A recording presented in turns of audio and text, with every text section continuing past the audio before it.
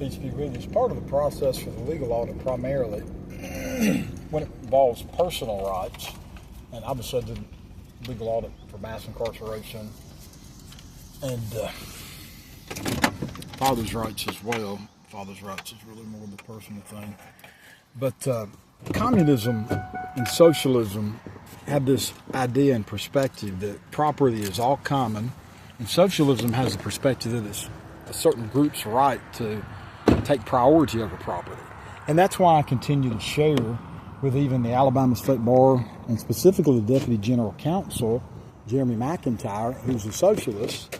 See, he was a police officer, and they get used to just pulling people over. There's a nice book here. And taking their stuff, and let's just say, this book is worth $200, it's an antique, and it had a pill that was just hidden inside of it, supposedly. Well, they think they can take the $200 book and remove the pill if they thought that was something unlawful that you were transporting using to transport.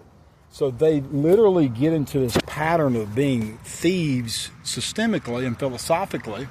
And so like the right to take a paycheck from my own business, from the fees that are due to me from Chris Hood and from Clark Hall, they don't seek to even protect or say anything about that because they think that their social class, whoever they like, is entitled to own property, and whoever they don't like, it's a greater good that they don't have their property.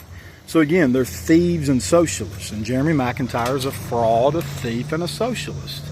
So I wanted to be sure that as I process a legal audit, that people understand, of course I was a pastor before, living out of vile poverty, that many times your own conscience is not self-aware of the patterns that you have entrenched and built into yourself.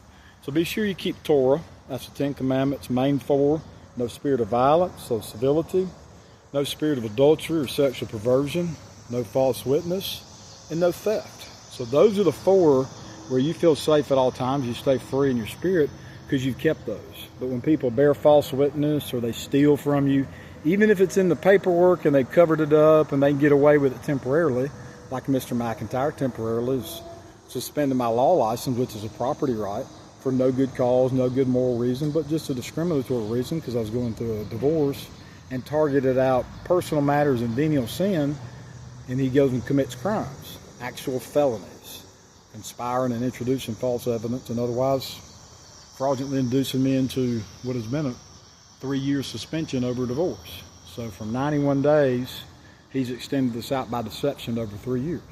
And a client called me yesterday asking for help. I had to tell her, I can't help you, I'm sorry. 70 people submitted affidavits asking me to go back to practice law.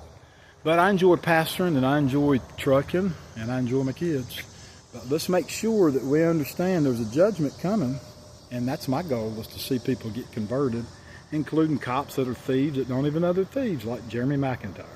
So may he be saved, may you keep Torah, be happy, and know Yeshua loves you. Trentissimo.